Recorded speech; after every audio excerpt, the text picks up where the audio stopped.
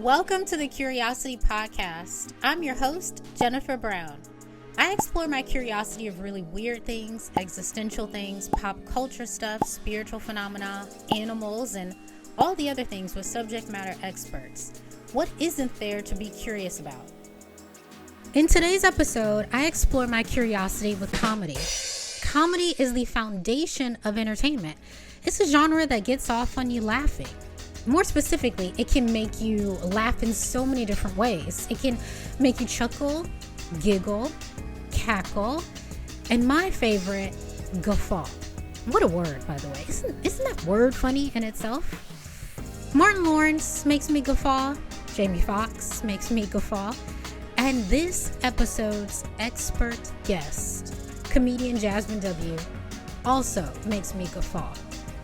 I had to ask her to join this episode to break down comedy. What is comedy? A question she said no one has ever asked before.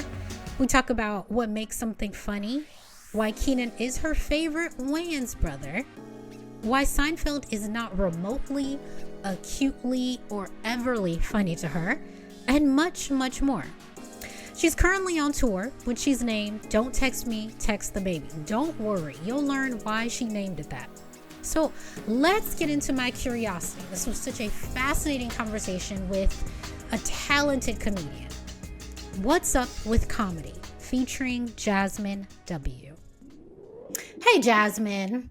Hey. Hey. Thank you so much for joining the Curiosity Podcast. You're starting off already with a good little chuckle. I like it. Girl, that's all. I love a good chuckle.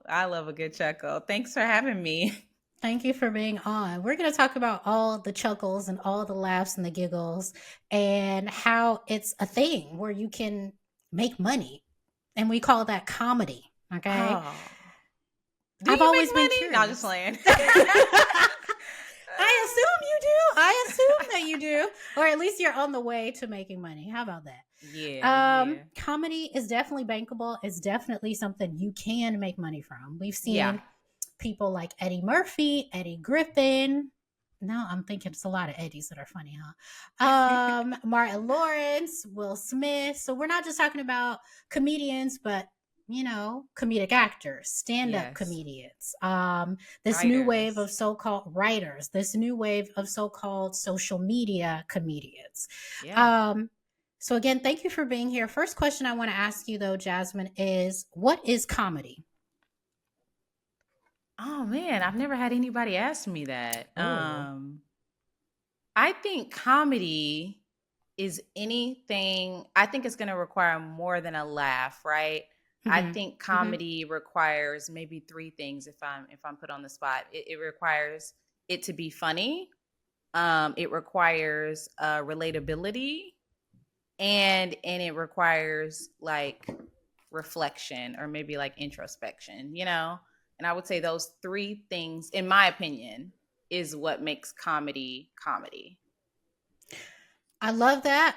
That was quite perfect. I feel like you did prepare, okay? You had to prepare because, listen, funny, relatable, and introspective. It makes me think about Martin, the show. So Martin is the show that made me guffaw, okay? Mm-hmm. And most recently, my husband and I went to go see Bad Boys 4. Yeah. And there was a scene in it where Martin gets really excited about, I think it was a Skittle. It was like a bowl of Skittles that flew out, and he was so excited about it. And for the first time, I revealed my ugly laugh to my husband, and he said, "I didn't know you had it." So for me, I said, "Yes, I do." So for me, Martin is the one that brings it out of me. He's funny, he's relatable, and he causes me to like have some introspection, because in that particular scene, the thing that will make me go crazy are salt and vinegar chips, okay? Yeah. It'll be, things like that, little junk food that gets me excited. Yeah. What comedian kind of is funny, relatable, and introspective for you?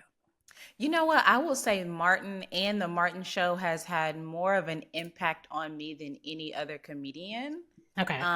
He has influenced my comedy the most, and it's basically like watching the Martin Show, right? That show raised me. But I think another person, if I had to choose another person, I would probably say the Wayans brothers or the Wayans family and Keenan Ivory Wayans. And there's something about like In Living Color and that whole production that really just kind of like changed how I thought about, changed how I thought about comedy in general and what was funny. And, it's funny, it's relatable content. And it seems like every piece of content on that show made you think, right? So it did make you reflect on like where we are right now. Who am I? Who are these characters? And I think I would probably say Keenan Ivory Wayans because he's kind of like the brains behind that. So yeah. And he's a comedian and people don't consider him like a comedian compared to the other members of the Wayans family, but he's the brains behind the projects, So yeah. I need you then to really school me, Jazmyn, because I didn't think of Keenan as the funny one. He is the brains. He's the older brother in the family. He's the one that put everybody on, understandably, because his family's very, very talented. So they, deserve that. Yeah. Let me know how funny Keenan is. Oh, you know what? It just popped into my mind, but I'm going to let you answer. What has he been in that's so funny? But I would say, okay. So this is the thing about Keenan. He's not the actor or the comedian, right?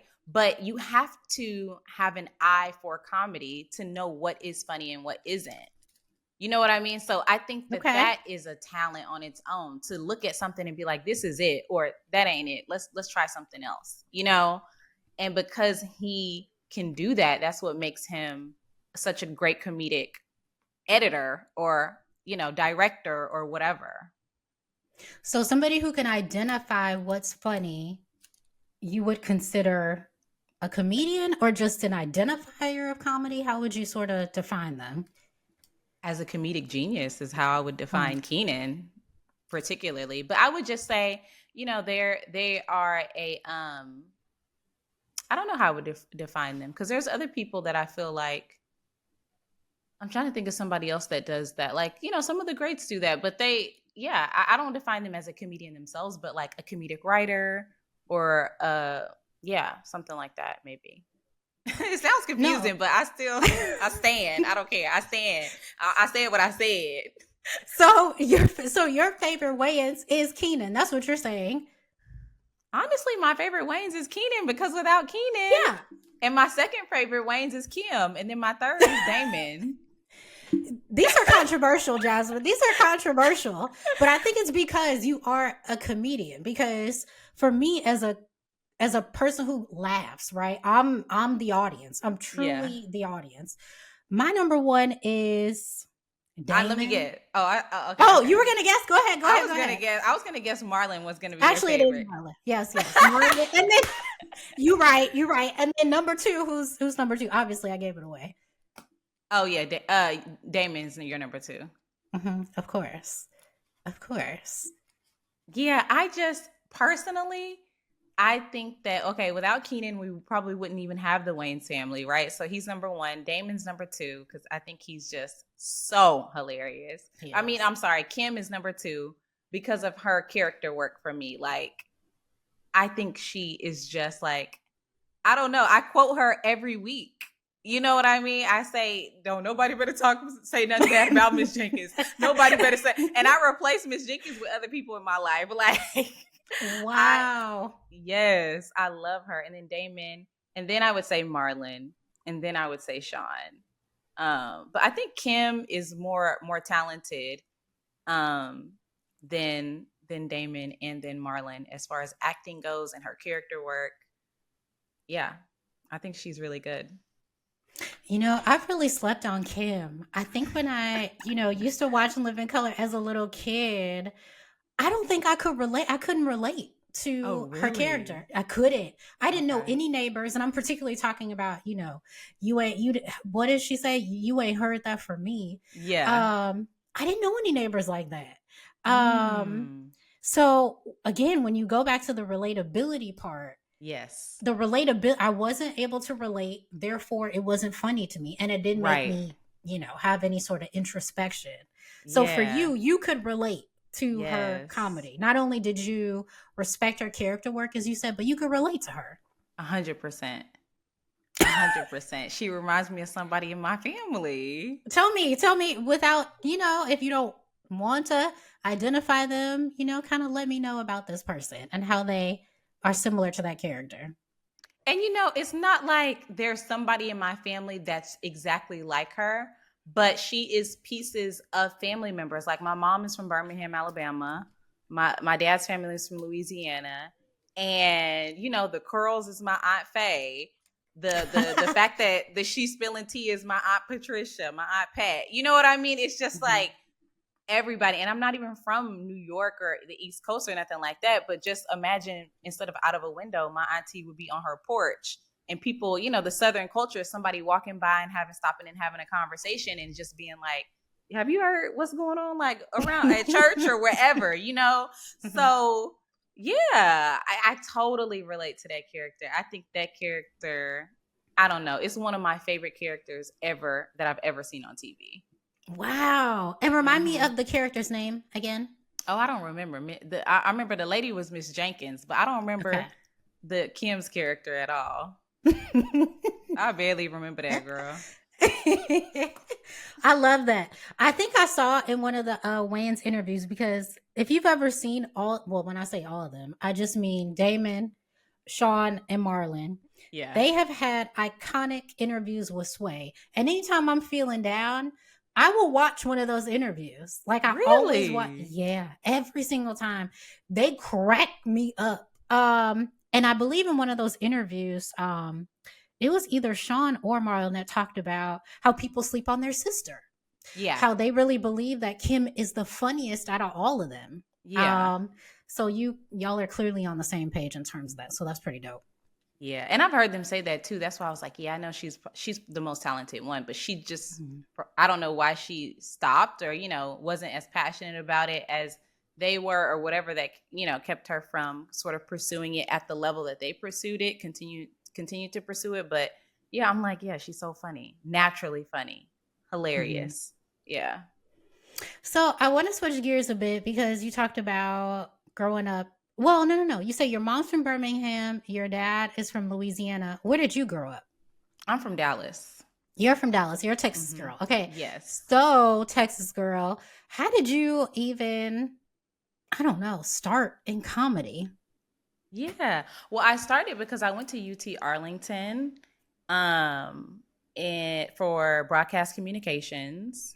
So I tell people that, and I'm like, the fact that I'm online sharing content, it's really not a mistake. I went to school for that, but when I graduated college, I moved to the Bay Area. I moved to San Francisco with my boyfriend at the time, who I ended up marrying, who I'm now divorcing. And I was like, okay, I'm not going to be a newscaster. I live in San Francisco. I just graduated college. So I got a job and I started doing commercial work on the side, like trying to be in commercials and stuff like that to try to sort of continue to pursue my degree. But it was getting tough because I was like, okay, I'm not booking as many commercials as I would like. And I have to leave work to audition. And if I book something, I have to take off and stuff like that. So I was like, what can I do at night? And I knew that my dad had done comedy a few times and yeah. And he opens for me on my tour right now. He'll be with me in Atlanta this weekend and he'll be with me in Orlando and Chicago. But I was like, what can I do at night? I know I'm funnier than my dad and he did it. So I'm going to do it. Don't do your dad like that. Girl. Shout out to your dad. What's your dad's name? Mr. What? It's not, well, he goes by Fifth, F-I-F. All right. Okay, His name Mr. is Gregory. Fifth. His name is Gregory, but he goes by Fifth. Love it. Shout out to you, Mr. Fifth. I got to put the Mr. in there, okay? That's a Southern man right there. That's a Southern man. Yeah, girl. That's why I do. That's how I started doing it. That's how I started. Mm-hmm. So who told you were funny? Because some people are out here claiming they're comedians and they're not funny. How did you know you were funny? I've actually known I was pretty funny for a long time. I was nominated. I didn't win, but in high school I was nominated most witty. And so I knew like, oh, I'm funny. I'm witty. Like, I knew that, but I did not ever think about doing stand-up. As much as I liked comedy growing up, I never thought about doing stand-up until that moment, like after college. And I was like, let me see. I think I'm funny, but I don't know. So let me just see. I think I can talk for sure. And yeah, I didn't really know I was funny. I guess I just started doing stand-up to see if I was. And then I moved to LA, 4 years later or so, 4 or 5 years later, because I really wanted to see if I was funny. I'm like, sure, people say I'm funny here in San Francisco, and that's cool, but I need to move to LA to see if I can really make it. And so I moved to LA and I still didn't know. And I did a show last night because I'm like, what am I going to talk about? What am I going to say when I get up here and I get on stage? And I tell my jokes. There's laughs, there's silence. I like the fluctuation of people's emotions from the audience. But I get off stage and people are like, "Oh my God, you were great. You were fantastic." I'm like, okay.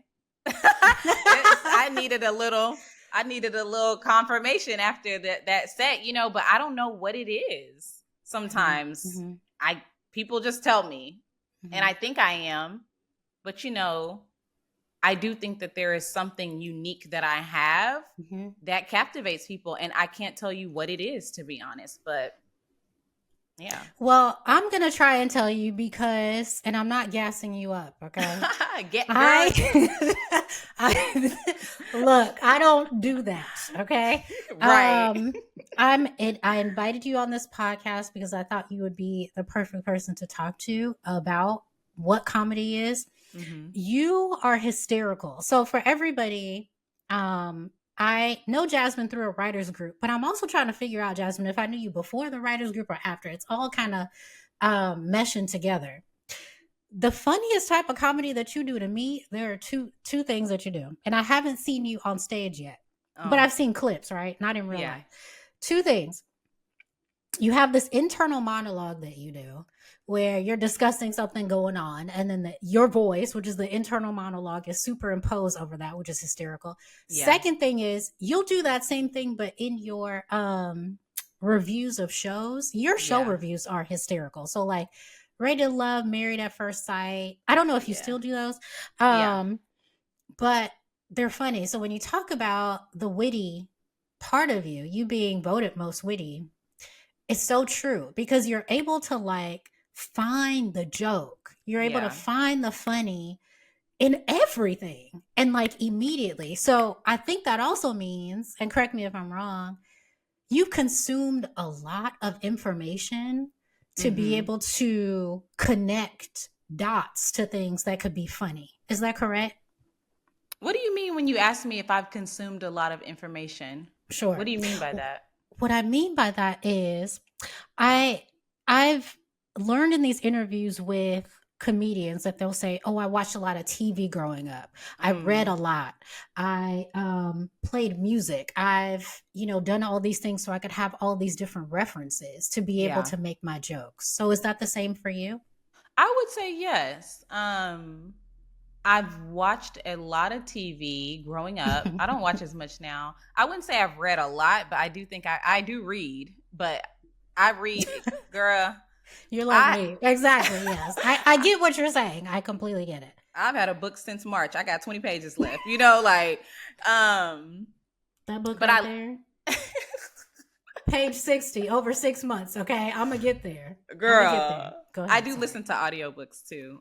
Okay. Which is much faster. But yeah, and I think more than anything, I call myself a self-taught sociologist. I like to study people. And that's what I would say I consume the most. The people, their behaviors, and stuff like that. So that's my favorite thing to sort of observe and study, really. That's why I watch those shows. I still do them, but they're on a break right now, both shows. But that's why I like to watch those shows. I like to see people's behaviors and make fun of them and their decisions and stuff like that. So, but yeah, I would agree with that. Yeah. Okay. So being a self-taught sociologist, I get that as well. I think people are the funniest, the weirdest, the stupidest, like all the things people are. So we are very fascinating because in so Mm-hmm. many ways we can be different, and then other times we're totally the same. So let's say, Jazmyn, an alien came down from Earth, whatever the heck you think an alien looks like, talks like. And they're like, how would you describe people? What would you say to them? First of all, I would say, forget that. Take me back to your planet. Is the alien? I've had jokes that I kind of put the jokes down about me dating an alien. I'm like, is he fine? Because if he fine, he's 6 feet, girl, and he come down here looking good, abs. He's probably cold.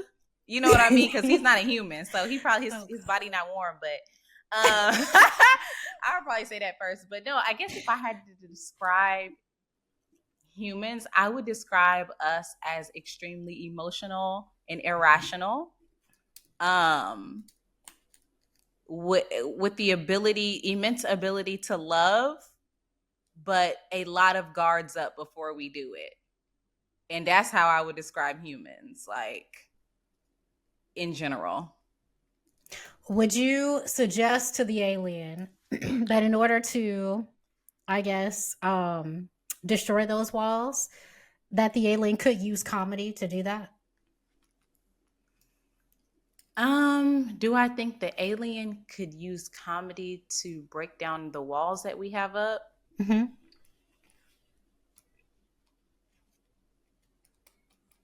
I don't know. Maybe. Um I think my comedy process is a process of people, like I'm thinking about stand up, right? If I'm in front of an audience, it's a process of building up walls and breaking them down and then putting them up again and then seeing if I can get them to come down. Ultimately, I want to have them down by the end, but there's like a level of like uncomfortability that has to happen, whether you're uncomfortable with my experience or I'm making you uncomfortable because of something that triggers you based on your experience. You know what I mean? Whether it's a relationship or love or a breakup or whatever. I think it's a combination of both. I don't know if comedy is about you bringing your walls down and having them down and keeping them down slowly over the course of a comedy show. Isn't it like an up and down thing? That's good. I mean, you're the scientist. I'm not.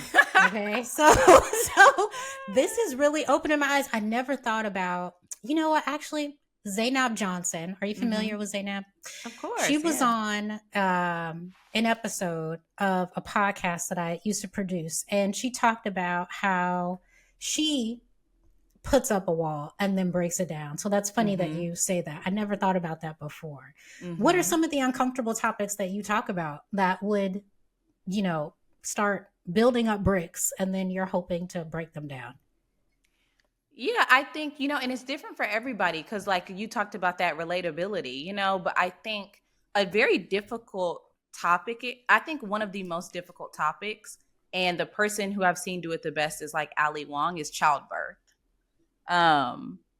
It is and after I had the first comedy set I did after giving birth was like a year after I gave birth, and I did it on Kev on Stage's show, Keep Your Distance show, and I talked about having a C-section. And for people who have had one, the walls come down. Mm. For people in the room who have never had one, the walls come up.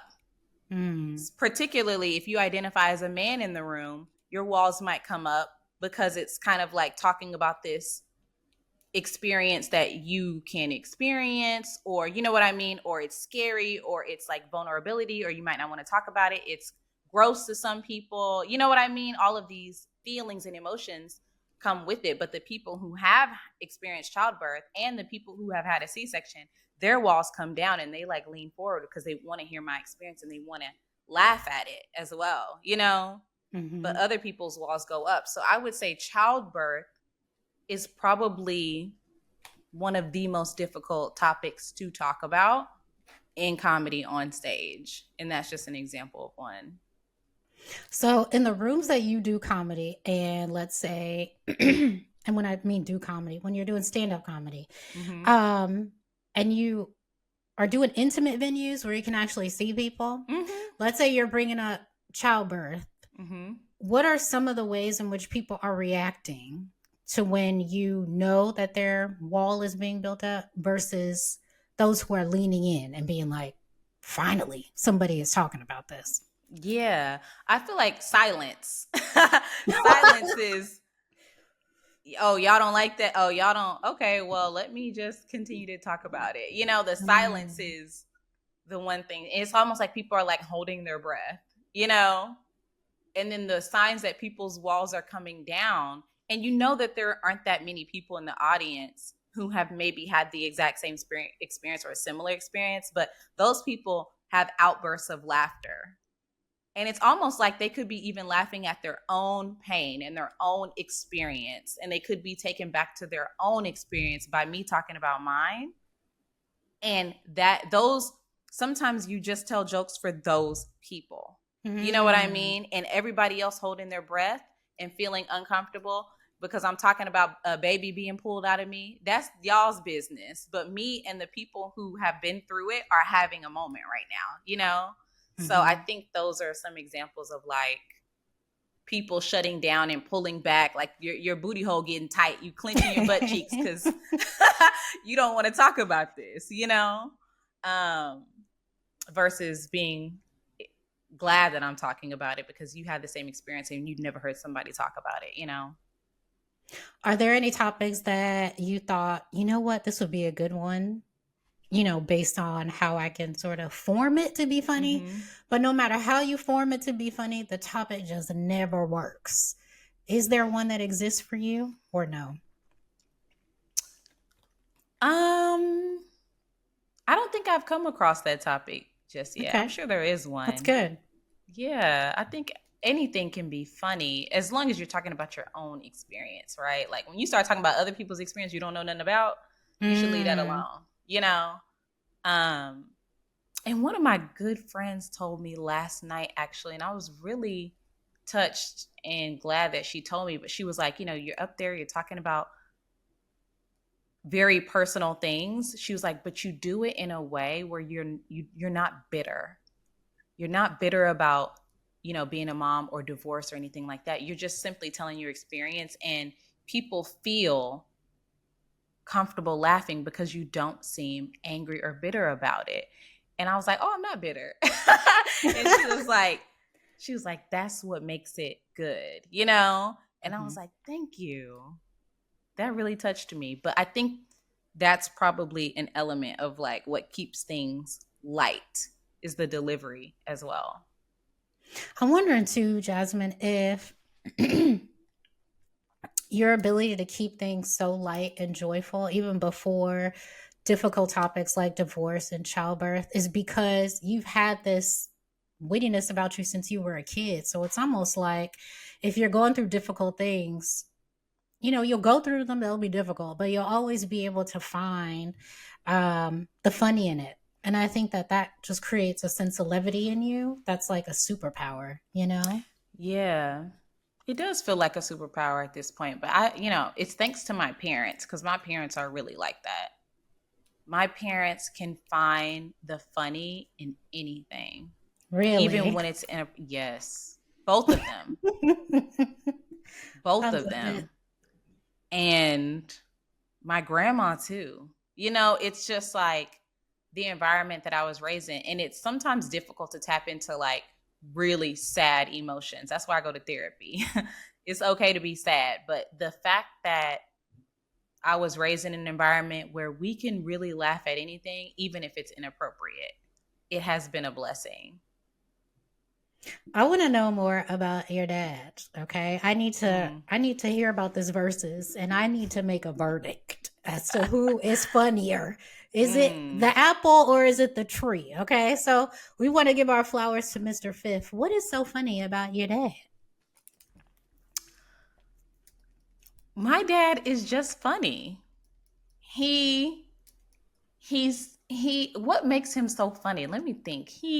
Let me give you a prompt real quick. Is he more of like a physical comedian? Is he more of like dry humor? Is he, That's where I'm trying to go. Like, what's his Mm. style? He's not a dry humor guy. He is a punchline guy. Okay. He's like, I'm gonna say the punchline, and it's gonna land, And he's not afraid to say things that are inappropriate or things that shouldn't be said. Most of the time, that's funny. Sometimes he doesn't. Sometimes it's just he shouldn't say it. But I would also call my dad a physical comedian, but also he doesn't know it yet. There's this clip. Well, there was this last week. I was in Dallas, and my dad was talking about how he watches people eat on Facebook, like any of our other parents. He's on Facebook, and I said, "Dad, show me what the woman does who you watch." And then he goes into character. He has a plate, and he goes, "In front of me, I got 14 pizzas." This was pepperoni. He literally went into character, and I put it on my stories. I was crying laughing because he did it for about 10 minutes, but I only showed 60 seconds. And I was like, that was so funny. When you open up for me in Atlanta, do that. It's so funny. And he's smacking and licking his fingers. That's character work. You know what I mean? Is. He committed to that. And he's just funny, girl. I don't know what it is. And he loves to make me laugh. He loves to make me laugh. He gets joy out of seeing me crack up at him, which is also really funny to me. That's amazing. So he does impersonations, whatever that word is, of people, of regular people. That's what it seems like to me. I mean, that day he did, but Oh. Don't do your daddy like that. He does impressions. We putting that on the resume, okay? We do impressions over here. So, I want to know a little bit about your mom. So we talked about your dad. So what's so funny about your mom? My mom is more of a dry humor lady. She's really, really funny. She's so kind too. But she's shady. You know what I mean? She's shady and she has dry humor, but she's so nice, nasty. You know what I mean? Like, that's one thing about her is she's witty, but she doesn't actually realize how witty she is. She just says something and we'll laugh really hard, but she's serious. When she said, I'm trying to think of something that she said to me. I can't really think of anything lately she said that's made me really, really, really laugh, but she says some things I'm not willing to repeat too, because she's that's smart. But yeah, but she's more of a dry humor lady. Okay, I think I remember you were reviewing. What was it? Was it Married at First Sight? And I remember you brought her on. I don't know how often you bring her on, but I saw you bring her on one of your episodes, and your mom is hysterical because she will get straight to the point. Okay. Yeah. And let you know what's going on and what's not going on with these people. She does. So I appreciate her. What's her name? Her name's Barbara. Miss Barbara. Shout out to Miss Barbara. What a name. You know what? That name, let me tell you. Okay, we're going to go off a little bit because Miss Barbara got me thinking. That name is going to be, kind of phased out in an elderly name. My name is going to be an elderly. Nobody's naming their kids Jennifer. Like, that's done. Don't you think so? I don't think Jennifer is done just because we have so many famous Jennifers. And they're all 40 plus. I'm 40, okay? And so Jennifer Lopez is a good 50. Jennifer Tilly is a good 60-something. Jennifer Aniston is a 50. Jennifer Lawrence is still in her 30s. That's probably the cutoff. Like, yeah. Like, nobody is out here naming their kids Jennifer. I'm trying to think of some other ones. That's not true. There is a baby that lives in my building whose name is Jennifer. Are you serious? I'm not kidding. Yeah. Wow. No. Yeah, Jennifer. Does she have old parents? I Oh. So I don't know if that's her legal name, though, because her mom's Asian. So she might have given me her American. Sometimes, they have their American names. I'm like, girl, give me your name on your birth certificate. But okay. Yeah, her baby's name is Jennifer. So I think Jennifer is not done. You don't think so? Well, God bless you, because I think so. I think it's finished. Okay. I think ain't no famous Barbaras. Can you name one famous Barbara? Yes, I can. Barbara Bush. Okay. Barbara Girl, Bush. she 80 and so is Barbara Walters. So that name is really gone. Like it's gone. It's gone. It's gone. I think my mother's name is Denise. I think Denise is gone. You're not gonna meet a baby Denise. Can you imagine? Look at baby Denise. Yeah, that just got me thinking. But anyway. So thank you for that. Thank you, and shout out to Miss Barbara. We love you. Yeah. So moving on, I want to switch another gear. I'm going to introduce a segment called, and it's just for you because you're the special guest. Okay, the segment is called "Is it comedy or nah?"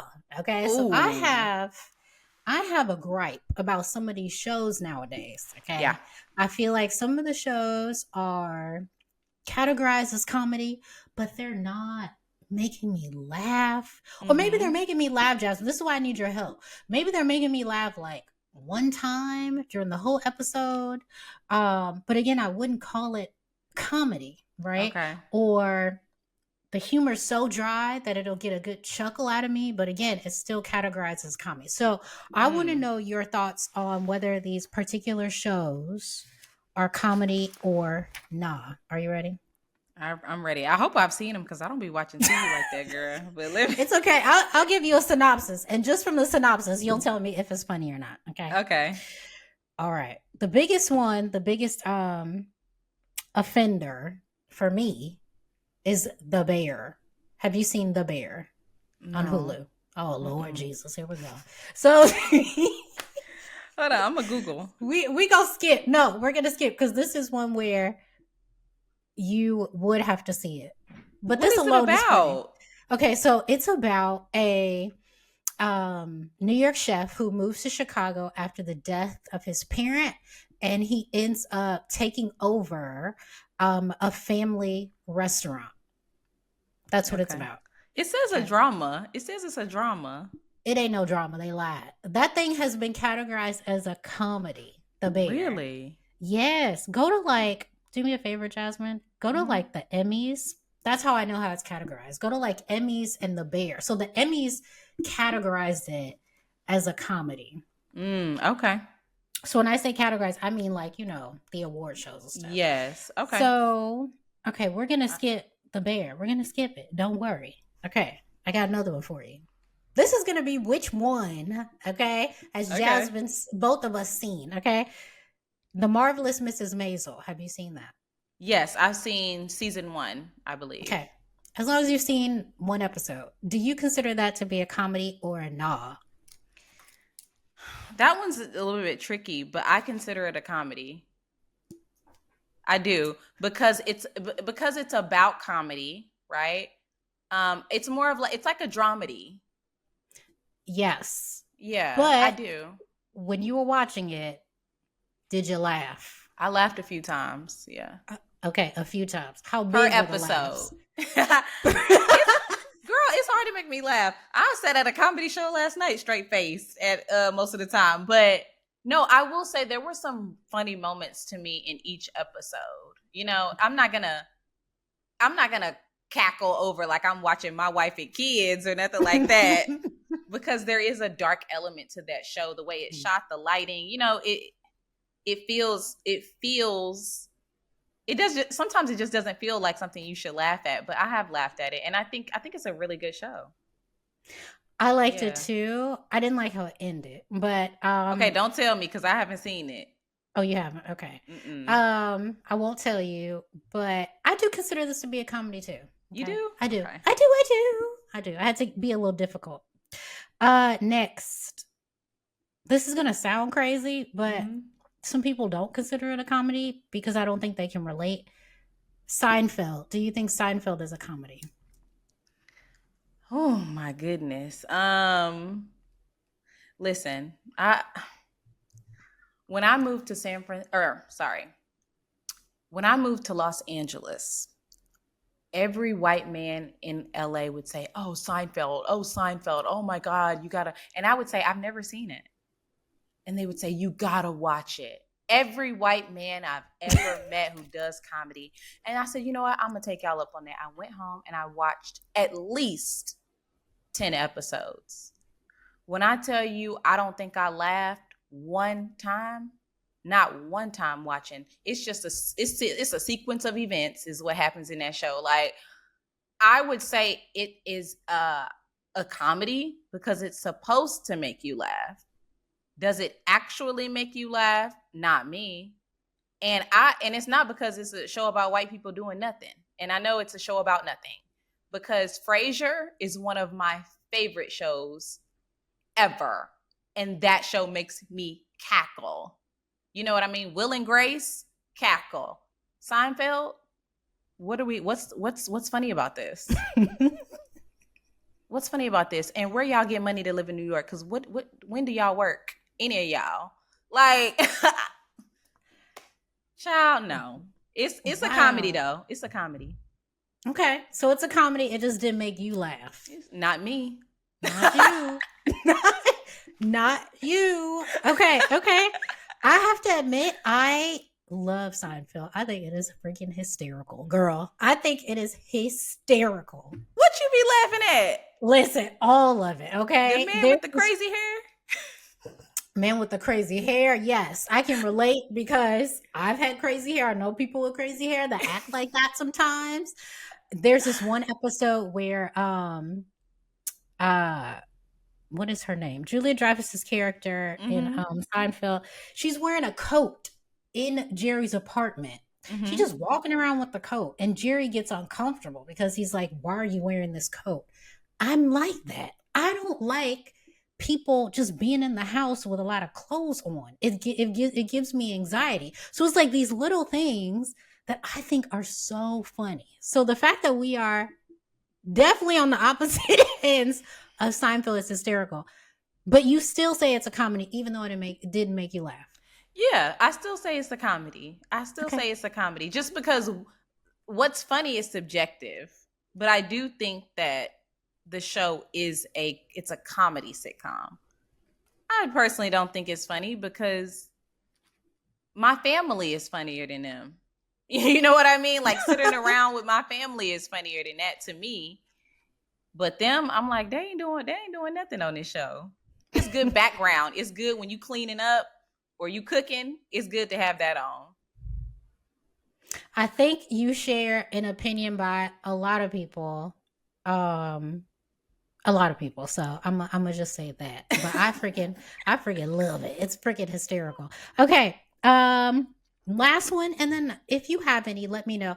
The last one is a comedy or not? Sex and the City. Oh, I never seen it. I know. Jazmyn, it's on Netflix now. It's available to everybody in the world. You know what? I used to do this thing a lot more often, and I say I'm going to do it now, but I'd be so tired at the end of the day, called Jazmyn Discovers White Movies. And it's still on it's on my highlights on my Instagram if anybody wants to check it out. But I would watch white movies and just take people through it, and you know what? At the end, I would give the movie a rating. I think I should do that with Sex and the City. I think I should watch it on my Instagram or something like that. Because I don't know what it was when the show came out. I just wasn't around watching TV like that. You were too young, first of all. Way too young. Came out in like 98. Oh, yeah. And I wasn't allowed to watch stuff with sex in the title. No, especially on HBO. So no. Yeah, we didn't even have that, girl. Like that's why I haven't seen it. I'm going to stop being hard on myself because people be so shocked. But I'm like, yeah, I was born in 89. I was 10, wasn't I? Like, I wasn't allowed to watch that. 99. Wait. No, you were 9. Yeah. But anyway, same thing. Yeah, I wasn't allowed to watch that. Like, no. But I did used to watch Nip Tuck. I don't know when that came out, but. Now, why was that so I was born in 84. I was watching Nip Tuck too. I have no idea why, but it attracted me. I Don't you ever think about that when you're like, wait, I really used to watch some stuff that I have absolutely no real life adult context to. Girl, I love learning about surgery. That's probably what got us to watching it. You know, I'm like, oh yeah, I want to see somebody get a facelift and For real? see. Yes. So It's do you watch Botched and what are these other reality shows? Pimple Popper, all that kind of stuff? Oh, I don't watch pimple popper stuff, but I have seen a couple episodes of Botched. I've seen the one that what's the black girl who's a singer? She hosted one about how you shouldn't get surgery, then she went and got more surgery. Uh I don't even know who that is. she's a black she's a black singer. She sings like R&B. She had a country album. People are gonna know, but I can't remember. Okay. And I watched, remember the show like The Ugly Duckling or something like that, where they No. take I've never heard of this. they take a ugly no, The Ugly Duckling was, I think they take three or four women who are supposed to be ugly, and then they give them all surgery, and then they bring them out and see who looks the best afterwards. Girl. You know, reality TV, and I bet this was probably in the early 2000s. It was It the Wild was. Wild West, okay? Yes. Like, they were just green lighting all the craziness. Now I have to check this out. You know, YouTube has everything now. I live on YouTube, so I will be watching that after this. Okay? You should watch it. It is nuts. Like, I'm talking about head to toe cosmetic procedures. Head to toe. And Oh they my show God. you their recovery. It takes weeks for them to recover, and they can't even see themselves. They don't give them a mirror until they're done. Imagine the psychological damage that happens when you haven't seen yourself in 8 weeks, girl. Crazy. Oh my God. Any disasters that you can remember? Or were they all success stories? They're all like success stories on the show, but who knows what happens after they're done filming. You know what I mean? That's Like, true. That's true. yeah, it's called hold on. Maybe the show wasn't called The Ugly Duckling, but it was something like that, where you get procedure from head to toe, and you're supposed to go from ugly to beautiful according to the producers. Got it. I like the name, the reinvention of the name, because it tells me exactly what the show was about, if not Yes. Ugly Duckling.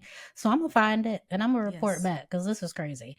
Okay, we are about to wrap up, but before we do, tell us where you are touring. I believe you are touring right now, and just depending on when this airs, tell me Mhm. about all the touring you have for this year. Okay, cool. Right now I'm on a tour. It's called the Don't Text Me, Text the Baby tour. It's inspired by my separation and divorce and being a baby mama at this point. And I'm having a lot of fun. My dad is on the tour with me in most of the cities. So I'll be in New York, Orlando, and Chicago. I'm also trying to add 2 more cities. So I'm going to say them in hopes that they come to fruition the way that I want them to. And that's Philly and Vallejo, California. So keep an eye out for those. And yeah, I'm really excited. I do a 1 hour of material, deeply vulnerable material that's all brand new about me being a baby mama at this point in my life. So yeah. Thank you so much, Jazmyn, for being on the Curiosity Podcast. Thank you for having me. Thank you so much to our guests for joining me, and thank you for listening. This episode was edited by Chase Parker, hosted and executive produced by me, Jennifer Brown, produced by Latrice Love, and distributed by Black Owned Productions. I hope you'll join me again on another episode. The Curiosity Podcast is a safe space to not only explore my curiosity of all the things, but yours as well. And together, we get to dig a little deeper as to why that curiosity exists in the first place.